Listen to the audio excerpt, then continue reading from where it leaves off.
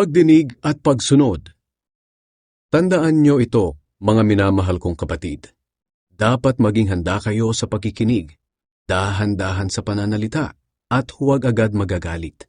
Sapagkat ang galit ay hindi nakakatulong sa tao para maging matuwid sa paningin ng Diyos. Kaya talikuran niyo na ang lahat ng kasamaan at maruruming gawain, at tanggapin na may pagpapakumbaba ang salita ng Diyos na itinanim sa inyong puso na siyang makapagliligtas sa inyo. Huwag lang kayong maging tagapakinig ng salita ng Diyos, kundi sundin niyo ang sinasabi nito. Dahil kung hindi, dinadaya niyo lang ang sarili ninyo. Dahil kung nakikinig lang ang isang tao sa salita ng Diyos, pero hindi naman niya tinutupad ang sinasabi nito. Katulad siya ng isang taong tumitingin sa salamin, na pagkatapos makita ang sarili, ay umaalis at agad kinakalimutan ang ayos niya.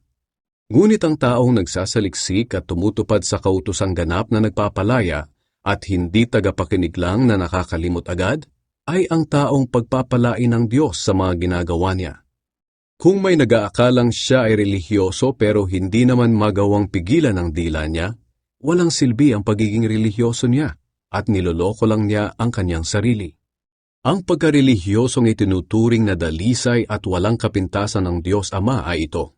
Ang pagtulong sa mga ulila at mga biyuda sa kahirapan nila, at ang pagtalikod sa lahat ng kasamaan sa mundong ito.